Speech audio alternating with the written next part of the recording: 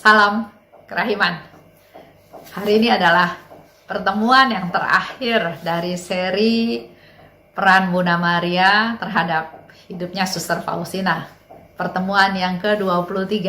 Tanpa kita sadari ya, kita sudah terus-menerus bertemu selama 23 minggu. Hampir setengah tahun ya. Hari ini kita akan bicara tentang praktek dari kerendahan hati, kemurnian, dan kasih akan Allah yang direkomendasi oleh Bunda Maria di 1415 dan 1624. Kita masih ingat ya apa yang dikatakan oleh Bunda Maria tentang 3 keutamaan, di mana Suster Faustina harus melakukan 3 keutamaan ini dengan sangat istimewa, menjadi teladan, menjadi pionir, dan hal ini pun mau kita pegang menjadi sesuatu yang menjadi tujuan daripada hidup kita juga. 3 hal tentang kerendahan hati, kemurnian, dan kasih akan Allah. Selain itu, juga saya mau bicara tentang berdoa dalam roh, ada di 325. Dan juga berdoa untuk bisa mencintai penderitaan, ada di 315. 1415. Suster Faustina mendengar apa yang dikatakan oleh Bunda Maria. Aku ingin, kata Bunda Maria ya, putriku yang sangat kukasihi, agar engkau mengamalkan 3 keutamaan. Bunda Maria minta pada Suster Faustina untuk mengamalkan 3 keutamaan yang paling berharga dan paling menyenangkan Allah. Jadi buat Bapak Ibu ketahui bahwa yang paling berharga dan paling menyenangkan Allah adalah 3 hal tadi, yaitu kerendahan hati. Bahkan di situ Bunda Maria katakan sampai 3 kali. Kerendahan hati, dan sekali lagi kukatakan kerendahan hati. Yang kedua, Bunda Maria bicara tentang kemurnian, dan yang ketiga adalah kasih akan Allah. Sebagai putriku, engkau harus memancarkan 3 keutamaan ini secara istimewa. Harus nyata dalam kehidupan kita sehari-hari. Engkau harus memancarkan. Kelihatan ya. 1024. Bulan ini aku mengamalkan 3 keutamaan yang dianjurkan oleh Bunda Allah. Hari ini Suster Faustina sharing cerita apa yang dia lakukan untuk melaksanakan apa yang Bunda Maria minta, yaitu tentang 3 keutamaan tersebut. Aku sungguh-sungguh berserah pada kehendak Allah. Itu yang dilakukan oleh Suster Faustina ya. Jadi tadi bicara tentang kerendahan hati, kemurnian, dan kasih akan Allah. Dan Suster Faustina katakan, aku sungguh-sungguh berserah kepada kehendak Allah. Dan aku akan menerima segala sesuatu yang Ia kirimkan kepadaku. Jadi targetnya tadi 3 keutamaan tadi, mengamalkan 3 keutamaan yang dijadikan sarana untuk mengamalkan 3 keutamaan itu adalah bulan ini dia katakan dia menerima kehendak Allah dan menerima segala sesuatu yang Ia berikan kepadaku. Jadi enggak ada yang ditolak. Apapun yang terjadi, apapun yang dialami oleh Suster Faustina, itu dia pakai untuk bisa melaksanakan 3 keutamaan tadi. 325. Bicara tentang berdoa dalam roh. Dia tidak diizinkan ikut misa. Jadi Suster Faustina bilang dia berdoa dengan khusyuk di kamarku. Dan aku melihat Bunda Allah. Dan Maria katakan, putriku, yang aku minta daripadamu adalah doa. Doa dan sekali lagi doa. Doa untuk siapa? Doa untuk dunia dan doa untuk tanah airmu. Jadi Bunda Maria berharap kita semua juga doa, dan berdoa. Doa untuk dunia, juga untuk tanah air kita.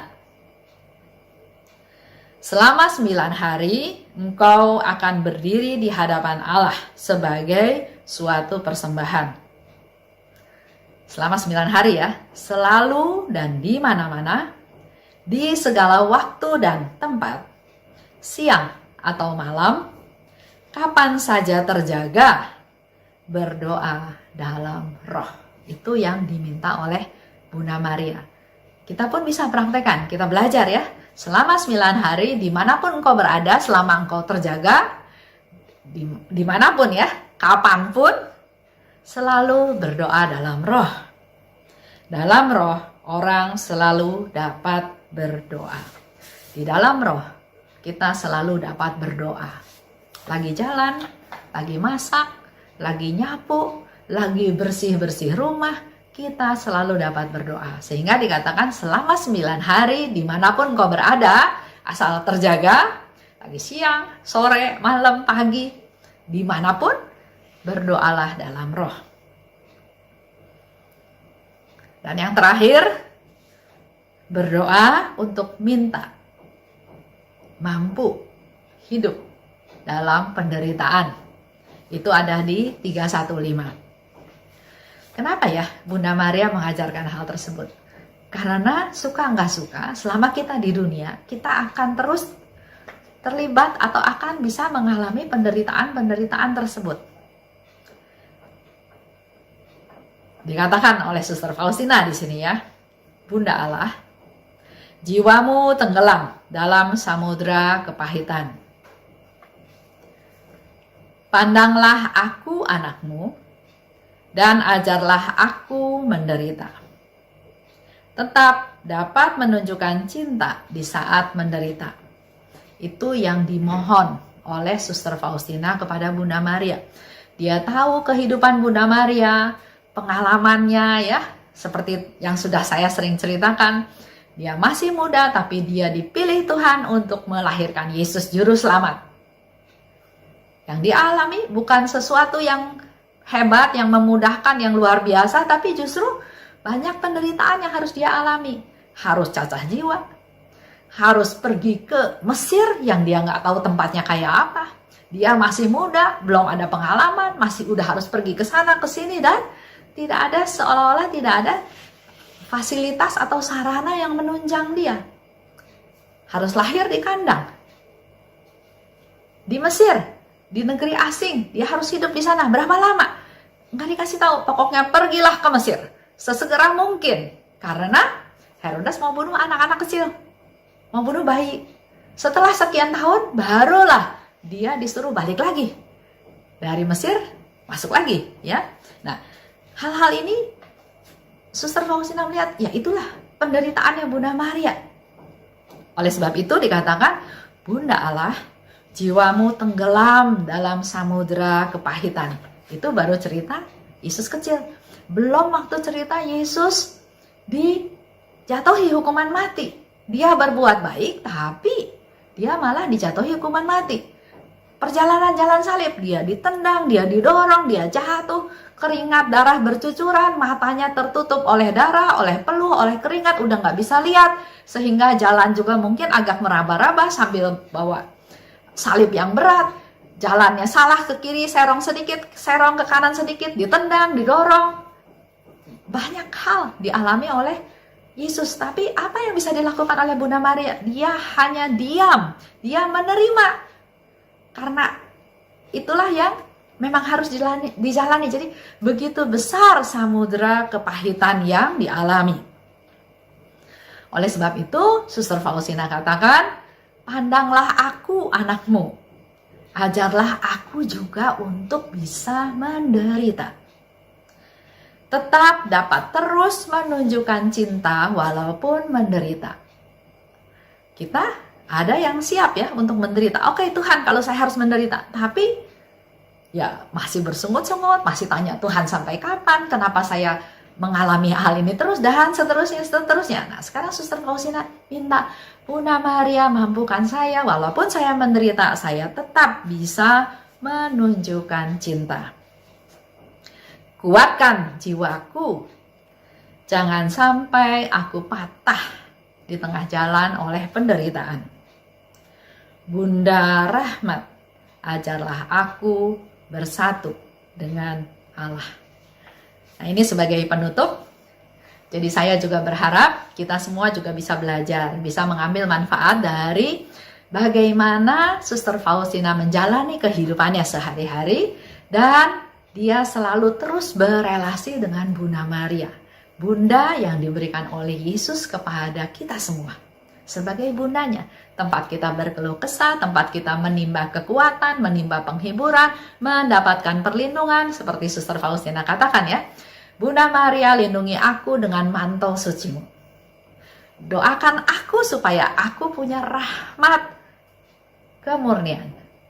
Dan Suster Faustina juga berharap supaya dia bisa melaksanakan apa yang menjadi keutamaan dalam hidupnya. Tadi ya, rendah hati, kemurnian, dan kasih akan Allah. Mari kita berserah, kita mohon pada Bunda Maria supaya Bunda Maria mendoakan kita semua, supaya tetap mendampingi kita, memelihara kita, menjaga kita, melindungi kita sebagai anak-anaknya yang dikasihinya, dan setiap hari kita mengalami pertumbuhan untuk bisa semakin hari menyenangkan Tuhan. Saya tutup ya dengan doa Salam Maria. Salam Maria, penuh rahmat, Tuhan sertamu, terpujilah engkau di antara wanita dan terpujilah buah tubuhmu Yesus. Santa Maria, Bunda Allah, doakanlah kami yang berdosa ini sekarang dan waktu kami mati. Salam Maria, penuh rahmat, Tuhan sertamu, terpujilah engkau di antara wanita dan terpujilah buah tubuhmu Yesus. Santa Maria, Bunda Allah, doakanlah kami yang berdosa ini sekarang dan waktu kami mati. Salam Maria, penuh rahmat, Tuhan sertamu. Terpujilah engkau di antara wanita dan terpujilah buah tubuhmu Yesus. Santa Maria, Bunda Allah, doakanlah kami yang berdosa ini sekarang dan waktu kami mati. Itu aja sampai hari ini. Semoga Bunda Maria tetap menjaga, melindungi kita. Salam kerahiman.